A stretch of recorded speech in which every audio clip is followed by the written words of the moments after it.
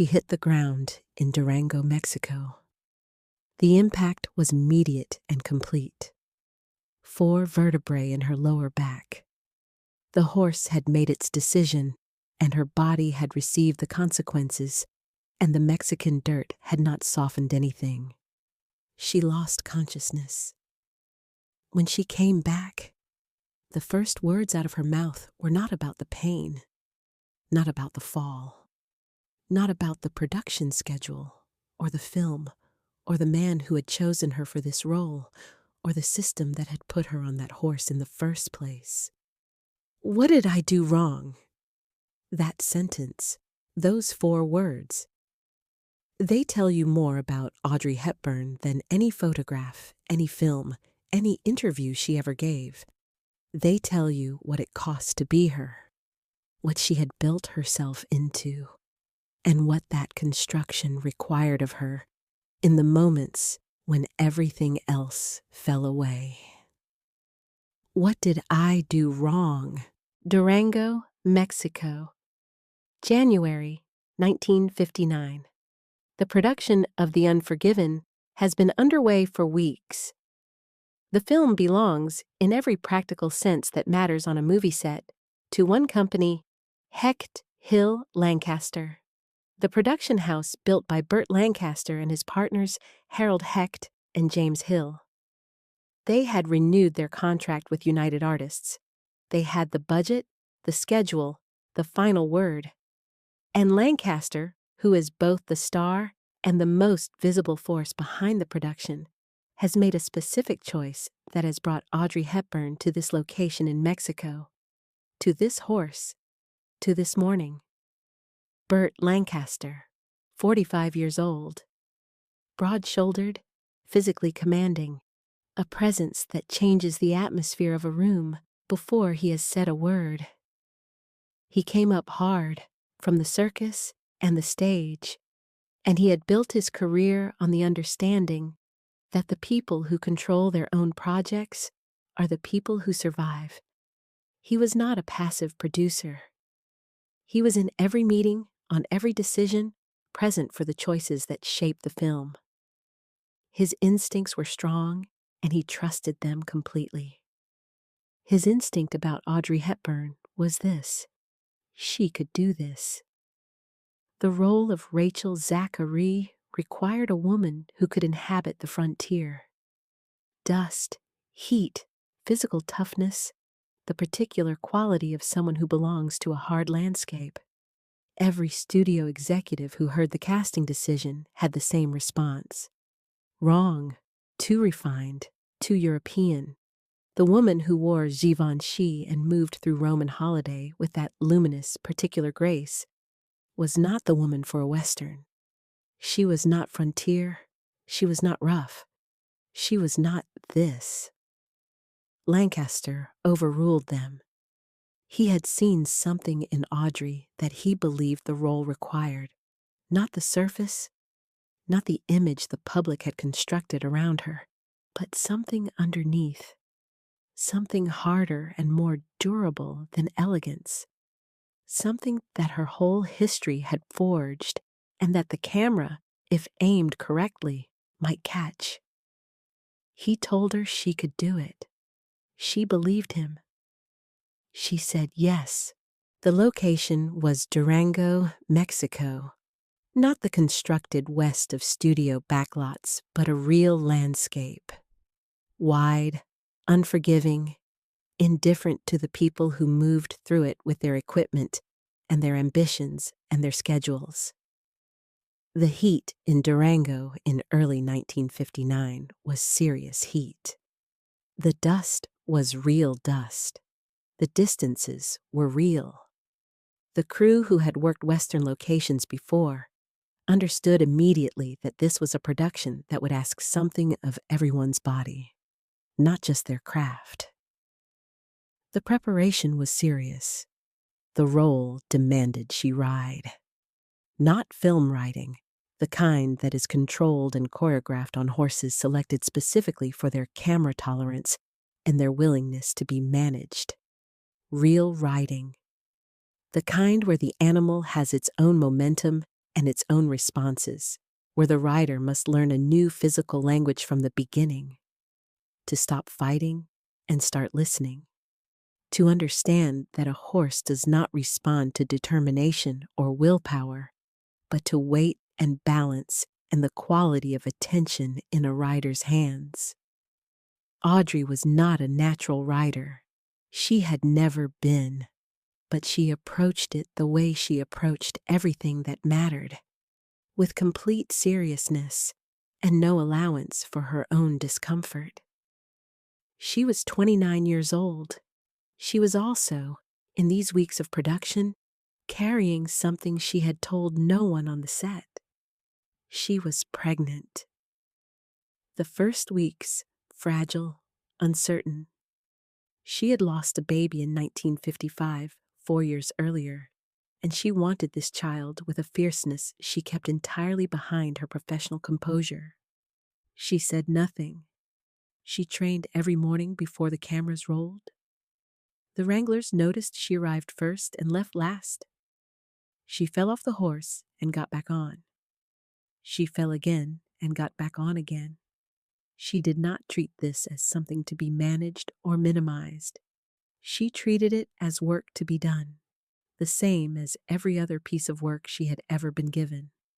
By the time production was in full swing, she could ride well enough, not brilliantly, not with the instinctive ease the role might ideally have required, but the commitment behind it was unmistakable to everyone who saw it. The wranglers, who had worked with actors who treated riding as a technical requirement to be minimally satisfied, understood they were watching something different. Someone who would not stop until she had done what she said she would do. Then came the morning of the accident. Between scenes, the horse threw her. Not a managed fall, not the kind that productions plan for. A real throw. The animal deciding, in the sudden way animals decide, that this was not what it was going to do, and Audrey's body receiving that decision entirely. She hit the ground in Durango, and the Durango ground was not gentle. 4 broken vertebrae. The diagnosis came at the hospital. Severe injury to her lower back. 6 weeks of recovery at minimum. The production would need to reorganize. Scenes would be filmed around her absence. John Huston would use a double for her shots. The schedule would be rebuilt. And then she regained consciousness, and she asked, "What did I do wrong?" Not who, what, as though the horse, the set, the system, the circumstances were not the subject, as though the only relevant question was what she herself had failed to do correctly. This was not performance. This was not the public grace she carried in front of cameras and journalists. This was the private architecture of a woman who had been building herself toward a standard of perfection for so long that even in the moment of unconsciousness recovering from a serious fall, her first thought was her own failure. She had survived Nazi occupation as a child in Arnhem. She had survived the Hungerwinter, the Dutch famine of 1944, when there was nothing to eat and she subsisted on things that should not sustain a human body. She had survived her father leaving when she was 6, and the particular wound that absence leaves, the one that never fully closes. She had built herself from all of it, from the hunger and the fear and the loss, into someone who showed up every day and performed and gave and worked and never asked anyone to manage the cost. What she had built was extraordinary. It was also, in its own way, merciless. It did not allow her to ask why. It only allowed her to ask what she had done wrong. John Huston, the director, heard what had happened. He would say later, in interviews and in his autobiography, that he felt personally responsible, that he had put her on that horse, that no matter how good her training had been or how capable she had become, when the horse bolted and someone nearby panicked and made a sudden movement that startled the animal further, her fall was on his conscience. He said this clearly and without qualification. He took the weight of it and carried it. Burt Lancaster said very little about the accident publicly. He was running a production. He reorganized. He moved forward. This is what producers do when a principal goes down.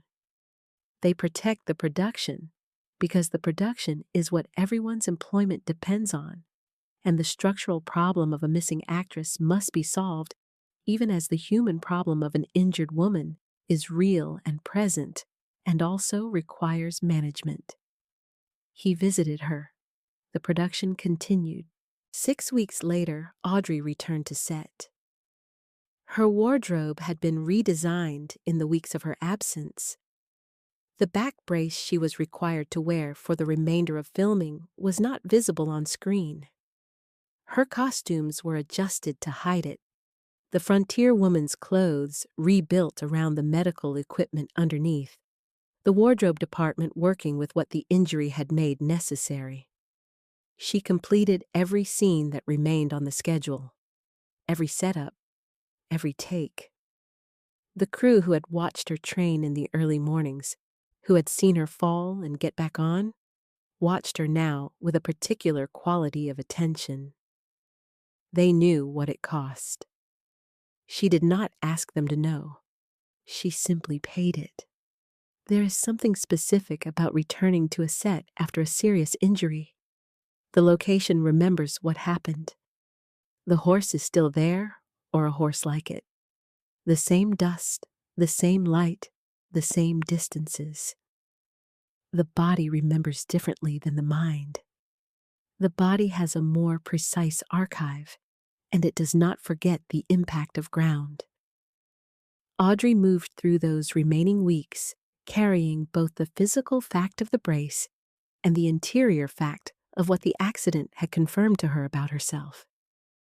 That she had failed at something, that the fall had been, in some part, her error, that a better rider, a more capable woman, would not have hit the ground.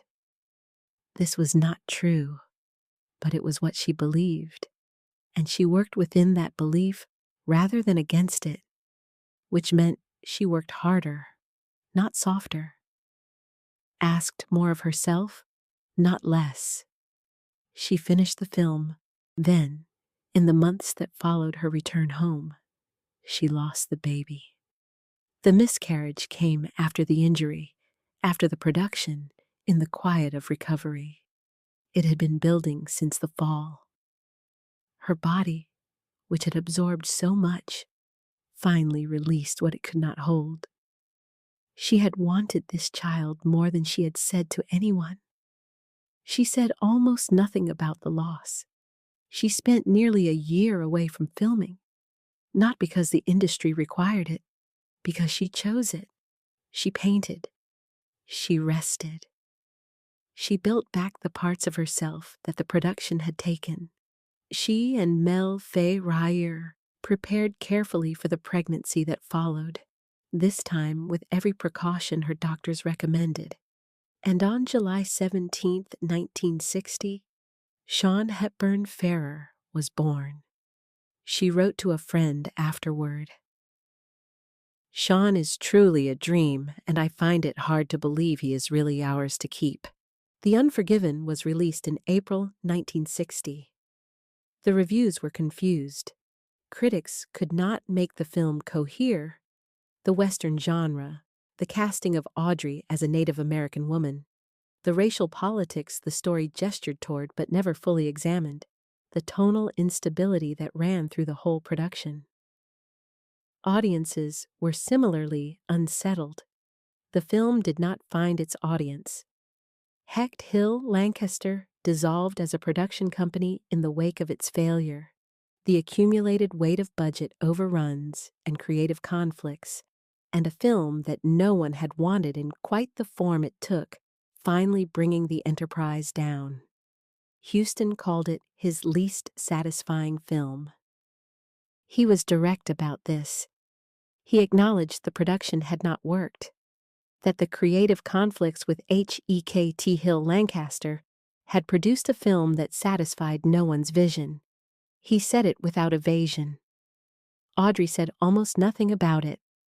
According to every biographer who documented her life carefully, Barry Paris, Alexander Walker, the record assembled from interviews and archives, she all but disowned the film. Not loudly, not in interviews where she attacked it or the people who made it. She simply did not claim it, did not speak of it with pride or warmth, did not include it in the short list of her work that she referenced when talking about her career. She closed the door on it quietly, the way she closed most doors that needed closing, without ceremony, without announcement, simply by not going back. She never blamed Burt Lancaster. She never blamed John Huston. She never blamed the horse or the wrangler or the decision-making that put her in that situation. According to the documented record, she blamed herself. She continued to ask, in various forms, what she had done wrong. This is the part of the story that is hardest to hold. Because from the outside, from any reasonable distance, the answer to that question is nothing. She had done nothing wrong. She had trained seriously and completely. She had shown up before everyone else and stayed after everyone left. She had committed fully to a role that every instinct in the industry said was wrong for her, because a man she trusted told her she could do it, and she chose to believe him. She had done everything that could be asked of a professional actress and more. And then a horse made a decision, and someone nearby panicked, and she hit the ground in Durango. Nothing she did caused that. Nothing she could have done differently would have prevented it. But she asked what she had done wrong, and in the months that followed, she carried the answer she gave herself privately, wherever she went. This is what the public image of Audrey Hepburn does not show. The photographs show the grace and the elegance and the particular quality of luminosity that the camera could capture, but never fully explain. They show the woman in the black dress at the Tiffany's window, the woman in the white gown at the Academy Awards, the woman who moved through Hollywood with such apparent ease that the ease seemed to be her nature rather than her achievement. What the photographs do not show is the architecture underneath, the demand she made of herself, the standard she held herself to, privately and completely, that did not allow for accidents and did not allow for the question, why did this happen to me? Only the question, what did I do wrong?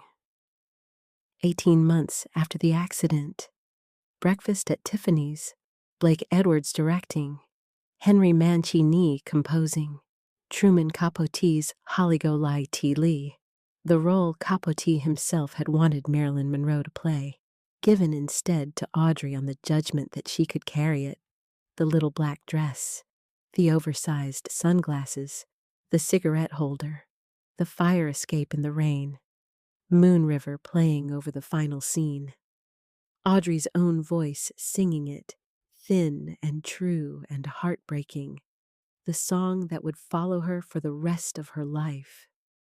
The contrast between Holly Golightly Lee and Rachel Zachary is so complete it is almost impossible to believe the same woman played both within 2 years. Rachel belongs to a dusty Texas frontier, surrounded by horses and cattle and the particular violence of the American West. Holly belongs to Manhattan, to jazz clubs and Tiffany's windows, and the specific loneliness of a beautiful woman who has reinvented herself so thoroughly she can barely remember who she was before. One role broke Audrey's back. The other made her iconic forever. both required the same thing from her, everything she had. It is impossible to watch Breakfast at Tiffany's without knowing, on some level, what it followed, what Audrey had come from to get to that set, the back brace underneath the Western costumes. The morning she regained consciousness in a Mexican hospital and asked what she had done wrong, the year of quiet recovery, the child she finally had and held and described as almost too good to be real. All of it invisible in the film, invisible in the performance, invisible to the audience who watched her and loved her and knew nothing of the Durango ground. That is the craft. Not just the talent for the role, but the capacity to bring yourself entirely to the next thing. To close the door on what you're leaving behind and open the door on what comes next without carrying the weight visibly. Holly Golightly Lee had nothing to do with the Unforgiven.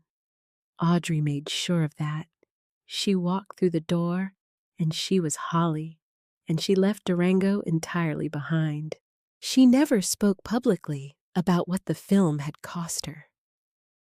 Not the injury, not the loss, not the private accounting of what she had asked her body to do and what her body had finally been unable to give. The people who documented her life afterward pieced it together from the record, the hospital reports, the production histories, the biographies assembled from interviews and archives after her death. The story exists now because other people told it. She did not.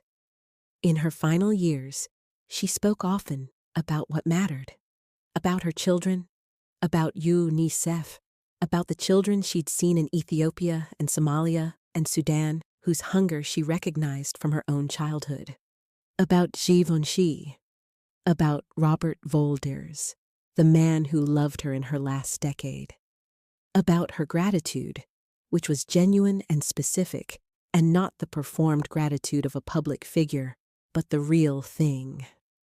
The gratitude of a woman who had known enough of deprivation to understand exactly what she had been given.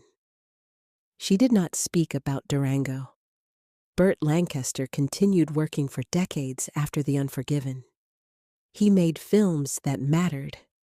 Elmer Gantry, Birdman of Alcatraz, Atlantic City, local hero. He remained a significant presence in Hollywood into the 1980s. His production company dissolved, but his career did not. He died in October 1994.